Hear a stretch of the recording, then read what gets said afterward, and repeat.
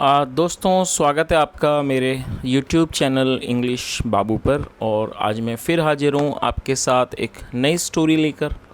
और दोस्तों, आज जो स्टोरी मैं लेकर आया हूँ ये एक फ़नी स्टोरी है। बहुत ही मज़ेदार कहानी है, सुनकर आपको बहुत मज़ा आएगा। उसके अलावा इस स्टोरी में आपको कुछ नए इंग्लिश के वर्ड मीनिंग सीखने को मिलेंगे, उनकी करेक्ट प्रोनाउंसिएशन के बारे में पता चलेगा। और हमेशा की तरह जो इसका ग्रामर का पार्ट है उसे बिल्कुल ही डिटेल में कवर करेंगे, तो एक एक स्ट्रक्चर को आप बहुत आसानी से सीख पाएंगे। तो चलिए दोस्तों, आज की इस कहानी को हम शुरू करते हैं। और सबसे पहले कहानी का टाइटल देखते हैं।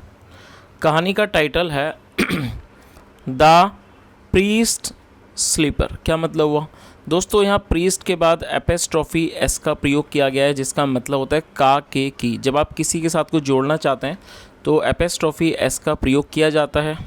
द प्रीस्ट स्लीपर, प्रीस्ट का मतलब होता है पुजारी, पादरी या फिर पुरोहित, उसे प्रीस्ट कहा जाता है। स्लीपर मतलब चप्पल। तो इस लाइन का क्या मतलब हुआ? द प्रीस्ट स्लीपर मतलब कि पुजारी की चप्पल। तो दोस्तों, ये आज की इस कहानी का टाइटल है, शीर्षक है। और अब मैं इसे पढ़ना शुरू करता हूँ। आपसे रिक्वेस्ट है, आप इस कहानी को बिल्कुल ध्यान से सुने। यदि आपको कोई नया वर्ड या फिर ग्रामर का नया स्ट्रक्चर मिले तो आप उसको नोट भी ज़रूर करें। तो चलिए इसको शुरू करते हैं। One day a priest slipper fell into the river. क्या मतलब हुआ दोस्तों? ये जो हमारा वाक्य है ये पास्ट इंडेफिनिट का अफर्मेटिव वाक्य है। और जब पास्ट इंडेफिनिट में कोई भी अफर्मेटिव का वाक्य बनाया जाता है तो वहाँ वर्ब की सेकंड फॉर्म का प्रयोग किया जाता है। FALL फॉल का मतलब होता है गिरना, और ये उसकी सेकंड फॉर्म है फेल। क्या अर्थ हुआ? वन डे एक दिन, आ प्रीस्ट स्लीपर मतलब एक पुजारी की चप्पल, फेल गिर गई, इनटू द रिवर नदी में। तो इस पूरी लाइन का क्या अर्थ हुआ? One day a priest slipper fell into the river मतलब एक दिन एक पुजारी की चप्पल नदी में गिर गई। The priest threw the other slipper into the water because he had no use for one slipper. क्या मतलब हुआ दोस्तों? ये भी हमारा पास्ट इंडेफिनिट का अफर्मेटिव वाक्य है और ये थ्रो की सेकंड फॉर्म है। और आपको ये चीज़ याद रखनी है कि जब आप किसी भी वाक्य में सेकंड फॉर्म का प्रयोग देखते हैं तो इस तरह का जो वाक्य है वो पास्ट इंडेफिनिट का अफर्मेटिव वाक्य कहलाता है। और ये थ्रो की सेकंड फॉर्म है THROW। आप इसे नोट कर सकते हैं। थ्रो मतलब फेंकना, और ये सेकंड फॉर्म है थ्रू। इसे थ्रू पढ़ा जाएगा THREW। The priest threw the other slipper, जो पुजारी था उसने दूसरी चप्पल को फेंक दिया इनटू द वाटर पानी में, बिकॉज क्योंकि, he had no use for one slipper क्योंकि उसके पास एक चप्पल का कोई भी इस्तेमाल नहीं था, कोई भी उसका काम नहीं था। तो दोस्तों, पूरी इस लाइन का क्या अर्थ हुआ? The priest threw the other slipper into the water because he had no use for one slipper मतलब पंडित ने दूसरी चप्पल को पानी में फेंक दिया क्योंकि उसके पास एक चप्पल का कोई भी इस्तेमाल नहीं था, एक चप्पल का उसके पास कोई भी काम नहीं था। चलिए आगे देखिए। A man was bathing in the river. दोस्तों, ये जो हमारा वाक्य है ये पास्ट कॉन्टीन्यूअस का सेंटेंस है। पास्ट कॉन्टीन्यूअस का मतलब होता है जब आप पास्ट में कोई भी ऐसा वाक्य बनाते हैं जहां वाक्य की टेल पर रहा था, रही थी, रहे थे जैसे शब्द आते हैं। आपने अक्सर इस तरह के सेंटेंस सुने होंगे। जैसे मान लीजिए आप बनाते हैं वह जा रहा था, वह खेल रहा था, हम दौड़ रहे थे। तो ऐसा कोई भी वाक्य जब वाक्य की टेल पर रहा था, रही थी, रहे थे जैसे शब्द आते हैं, इस तरह का जो वाक्य है वो पास्ट कॉन्टीन्यूअस का वाक्य कहलाता है, जहाँ पर वॉज या वर्ब का प्रयोग किया जाता है हेल्पिंग ऑफ के रूप में, साथ में वर्ब की फोर्थ फॉर्म लगाई जाती है। तो यहाँ पर वॉज का प्रयोग किया गया है। और दोस्तों, यदि हमारा सब्जेक्ट जो है वो सिंगुलर होगा, सिंगुलर के साथ वॉज का प्रयोग किया जाता है, क्योंकि यहाँ जो सब्जेक्ट है अ मैन, ये सब्जेक्ट के रूप में प्रयोग किया गया, सिंगुलर है इसलिए वॉज का प्रयोग किया गया है। और बात की फोर्थ फॉर्म होती है बाथिंग मतलब नहाना, और ये फोर्थ फॉर्म है। तो इस पूरी लाइन का क्या अर्थ हुआ? A man was bathing in the river मतलब एक आदमी नदी में नहा रहा था। He saw the slipper. और दोस्तों, ये भी पास्ट इंडेफिनिट का ही अफर्मेटिव वाक्य है। ये सी की सेकंड फॉर्म है SEEC मतलब देखना, और सॉ मतलब देखा। He see the slipper, he saw the slipper, उसने चप्पल को देखा। And threw it on the bank, और उसने उसे किनारे पर फेंक दिया। दोस्तों आप इस वर्ड को नोट कर सकते हैं। बैंक को आपने अक्सर सुना होगा। बैंक ऐसा स्थान जहाँ पर हम लोग पैसे वगैरह का लेन देन करते हैं, उसे बैंक कहा जाता है। उसके अलावा बैंक का मतलब नदी का किनारा भी होता है। तो इस लाइन का क्या अर्थ हुआ? He saw the slipper and threw it on the bank, मतलब उसने चप्पल को देखा और उसे किनारे पर फेंक दिया। चलिए आगे देखिए। The slipper hit a man, जो स्लीपर थी वो एक आदमी को लगी। हिट का मतलब था लगना। The slipper hit a man, जो चप्पल थी वो एक आदमी को लगी। Who was carrying a pot, और दोस्तों ये हु एक रिलेटिव प्रोनाउन है।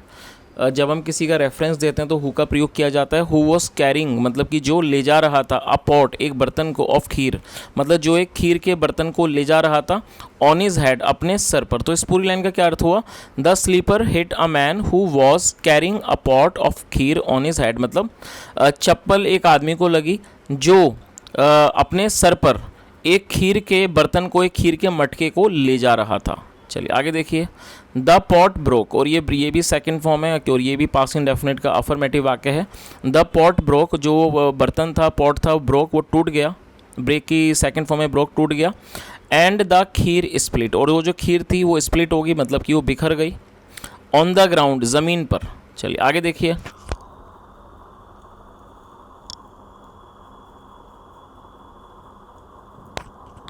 सडनली अ हॉक सूप्ड डाउन, क्या मतलब हुआ? दोस्तों हॉक का मतलब होता है बाज, और ये सूप डाउन का मतलब होता है तेज़ी से नीचे की ओर आना। तो क्या मतलब हुआ? सडनली अ हॉक सूप डाउन, अचानक एक जो बाज था वो तेज़ी से नीचे आया। एंड फ्लू ऑफ, और वो उड़ गया। विद द स्लीपर, और वो चप्पल को लेकर उड़ गया। एज द हॉक फ्लू, जैसे कि वो जो हॉक था, बाज था, फ्लू, ये वो फ्लू इन द स्काई, वो आसमान में उड़ गया। द स्लीपर फेल, जो स्लीपर थी वो गिर गई। From his beak, from his beak, दोस्तों आप इस वर्ड को नोट कर सकते हैं। BEAK, इसे बीक पढ़ते हैं, और बीक का मतलब होता है चोंच। जो पक्षियों की चोंच होती है उसे बीक कहा जाता है, और आप इस वर्ड को नोट कर लीजिए। तो इस लाइन का क्या अर्थ हुआ कि वो जो चप्पल थी वो उसकी चोंच से गिर गई।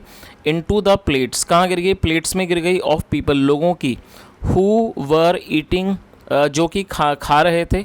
इन एन ओपन फील्ड, एक खुले मैदान में। तो दोस्तों आपको इस पूरी लाइन का अच्छे से मतलब समझ आ ही गया होगा, और इस स्टोरी भी आपको अच्छे समझ आ गई होगी कि जो एक पंडित जी थे, जो एक पुजारी थे, जिनकी चप्पल एक गिर गई थी, तो उन्होंने दूसरी चप्पल को भी ये सोचा कि वो किसी काम की नहीं है, उन्होंने उस चप्पल को नदी में फेंक दिया। वहाँ पर एक व्यक्ति नहा रहा था, और जब वो चप्पल उसने उठा के उसको बाहर फेंक दिया, और वहाँ से एक आदमी गुजर रहा था अब एक खीर का बर्तन को लेकर, जो उसे जब उसके वो चप्पल लगी तो उसका वो बर्तन भी टूट गया, और उसने उस चप्पल को फेंक दिया। उसने चप्पल को फेंका नहीं, जबकि एक बाज आया और उस चप्पल को उठा के ले गया, और जब वो ऊपर लेके गया तो उसकी चोंच से भी वो चप्पल नीचे गिर गई। और वो चप्पल कहाँ गिरी? जहाँ पर लोग एक खुले मैदान में खाना खा रहे थे, तो उनके प्लेट में आके गिरी। चलिए दोस्तों अब आगे हम देखते हैं इस कहानी में क्या होता है। इन एंगर, एंगर दोस्तों नाउन है जिसका मतलब होता है क्रोध, गुस्सा। इन एंगर मतलब क्रोध में, गुस्से में।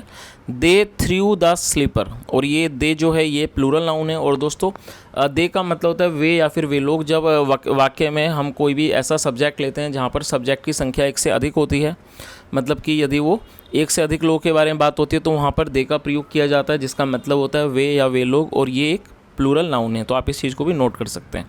तो क्या मतलब हुआ? इन एंगर, गुस्से में। दे थ्रू द स्लीपर मतलब उन्होंने चप्पल को फेंक दिया। In the field, in the field मतलब खेत में, मैदान में फेंक दिया। चलिए आगे देखिए।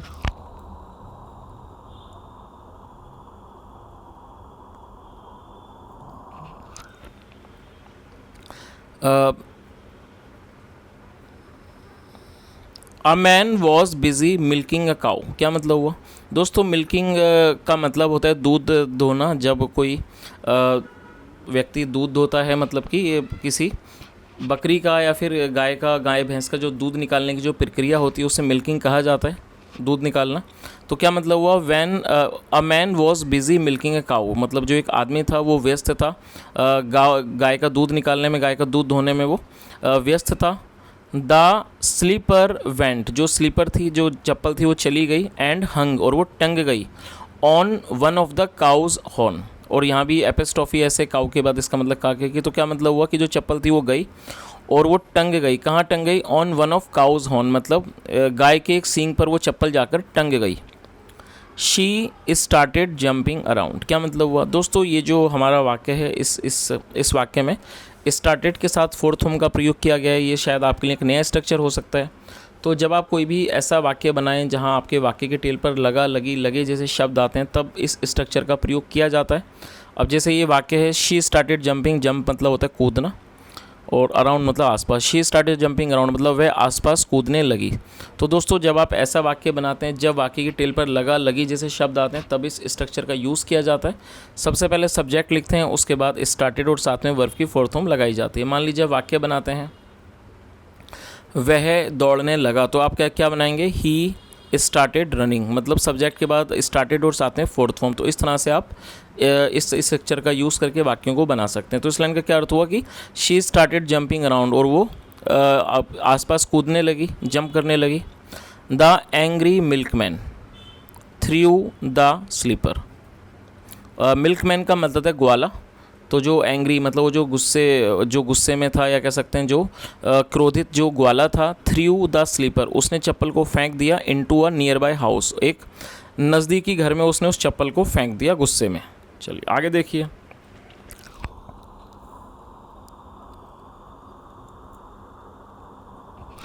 A man was sitting in the courtyard there. Courtyard का मतलब होता है गलियारा या बरामदा। तो इस लाइन का क्या अर्थ हुआ? A man was sitting in the courtyard there, मतलब वहाँ पर एक आदमी गलियारे में बैठा हुआ था, बरामदे में बैठा हुआ था। ही सॉ द स्लीपर, और ये भी हमारा पास्ट इंडेफिनिट का अफर्मेटिव वाक्य है। ही सॉ द स्लीपर, उसने चप्पल को देखा। He was none other than the priest, मतलब ये कोई और नहीं, ये पुजारी ही था। The owner of the slipper, मतलब उस चप्पल का मालिक। ऑनर मतलब मालिक। तो इस पूरी लाइन का क्या अर्थ हुआ? He was none other than the priest who the owner of the slipper, मतलब वह कोई और नहीं, पुजारी था। The owner of the priest मतलब the owner of the slipper, चप्पल का मालिक। चलिए आगे देखिए। ही थॉट, उसने सोचा, और ये थिंक की सेकंड फॉर्म में ही थॉट, उसने सोचा। My slipper has come back to me. दोस्तों इस वाक्य में हैज़ के बाद थर्ड फॉर्म का प्रयोग किया गया, और ये हमारा प्रेजेंट परफेक्ट का वाक्य है। प्रेजेंट परफेक्ट का मतलब होता है जब हम वर्तमान में कोई भी ऐसा वाक्य बनाते हैं जहाँ हम ये शो करते हैं कि कोई क्रिया हो चुकी है, और कोई क्रिया वर्तमान में हो चुकी है, पूरी हो चुकी है। इस तरह का वाक्य जो है वो प्रेजेंट परफेक्ट का वाक्य कहलाता है, जहाँ पर हैज़ हैव का प्रयोग किया जाता है, साथ में वर्ब की थर्ड फॉर्म लगाई जाती है। तो इस तरह का जो वाक्य है आप इसे नोट कर सकते हैं, प्रेजेंट परफेक्ट का वाक्य होता है। तो इस लाइन का क्या मतलब हुआ? ही थॉट, उसने सोचा। My slipper has come back to me, मतलब जो मेरी चप्पल मेरे पास वापस आ गई है। चलिए दोस्तों अब इस कहानी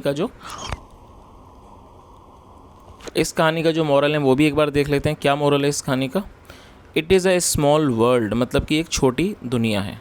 चलिए तो दोस्तों जैसा आपने इस कहानी के अंदर सुना कि वो जो उस चप्पल की यात्रा थी, मतलब एक व्यक्ति से वो चप्पल कैसे खो गई थी, और वो अलग अलग जगहों पर जाकर वो चप्पल वापस उसी व्यक्ति को मिली जिसकी वो चप्पल खोई थी।